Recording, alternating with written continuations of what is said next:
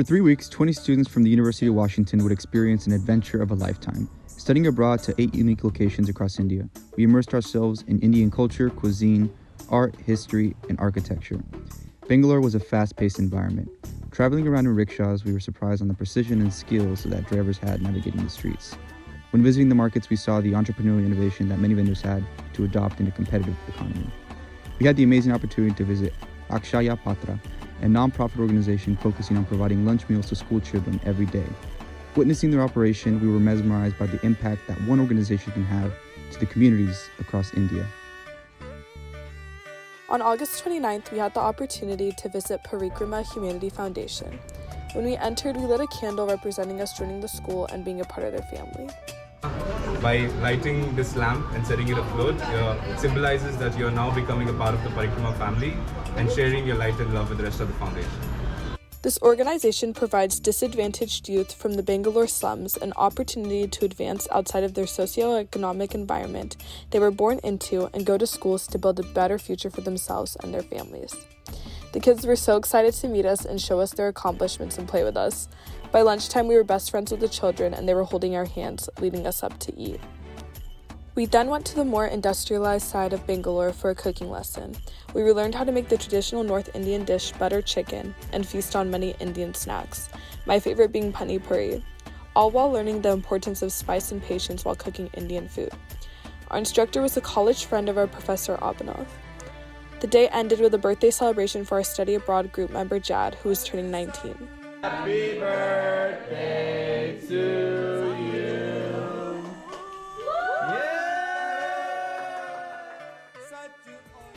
Mysore provided an abundance of beauty during our stay. We hiked 1,000 feet of elevation up the Chamandi Hills, rewarded with the majestic Chamundawari temple. To replenish our sweat, we drank refreshing coconuts to prepare for our descent downhill.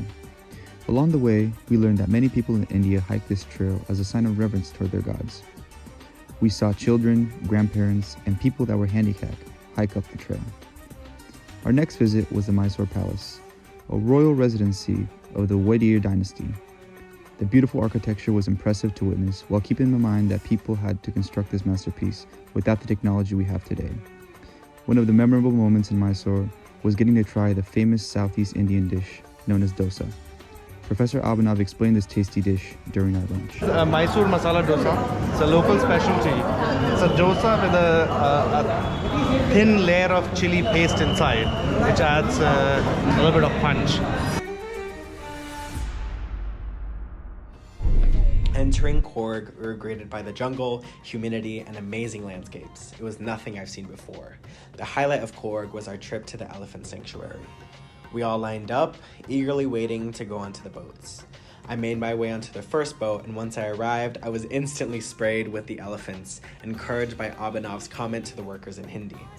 Walking in, I did not know what to expect, but when I saw the elephants, I was instantly excited.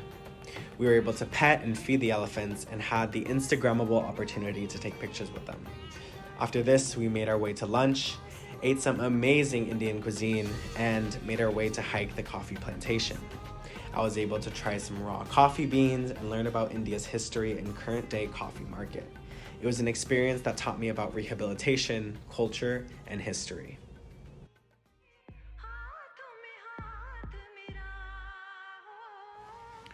Once in Delhi, we were greeted with the hot humidity of the late summer. This created an atmosphere that fully encapsulated the busy life of the city. This leg of our journey was a glimpse into the oldest histories of India, between seeing ancient Mughal forts and burial sites to visiting an old age home. When in Janpath Market, our time was spent bargaining with vendors and admiring the artistry of their handmade crafts. Our classmate David was especially good at these dealings and was able to negotiate his scarf down quite a bit. So I went in there, it's like 1,500. I was like, only 500, you know? Just as busy as the streets in Delhi was the food, with flavors that I had never tasted, melding together with a fluidity that was truly foreign to me. In a city known for their sweets, Haldiram was a restaurant where we ate just that. It was in Delhi that I had a reframing of how diverse India is, not only in its food, but all other aspects of culture and religion as well.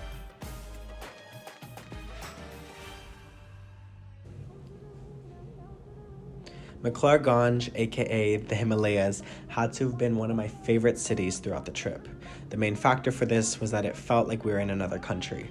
Surrounded by Tibetan art, culture, and Buddhist religion, it did not feel like we were in India anymore. In addition to this, the hike up the Himalayan mountains had to have been one of those lifelong fun fact moments. While the hike might have been around 11 miles in total, it was definitely worth it. I can confirm that there were actual donkeys at the peak of the mountain, and I was able to befriend one of them. Back to the Tibetan art and culture, we had the opportunity to visit the Norbulinka Institute. They'll use syringe as like a pen and then draw the embossment. You can feel it. Here, we were able to talk to Tibetan artisans and watch them carve boxes, create metal figures, paint, and embroider. It was an amazing experience to engulf ourselves in Tibetan culture and learn a little bit more about their traditions.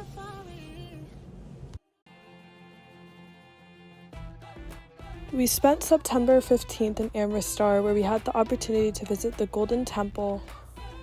We were able to learn about the history and observe the temple goers cook, as well as line up for food.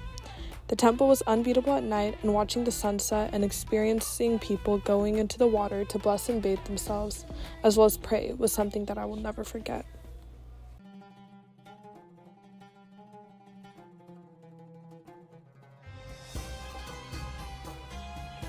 The Taj Mahal was the most grand experience that we had on the entire trip. The story behind the wonder begins with the love between the 5th Mughal Emperor, Shah Jahan, and his wife, Mumtaz Mahal. The empress passed away giving birth to their 14th child, after which the Shah built the Taj Mahal for her to commemorate their love.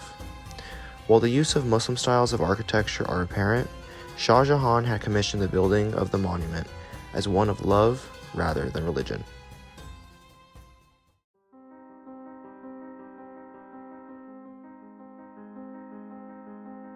The culmination of these wonderful experiences helped us create a stronger connection with Indian culture. We began our journey with only the idea of India. At the end of our journey, we were able to be truly immersed with our perspectives having evolved after the trip. The fears or preconceived notions that people might have of this country should not stop anyone from witnessing the memorable experiences that this country has to offer. The only way to truly understand India is to witness it yourself.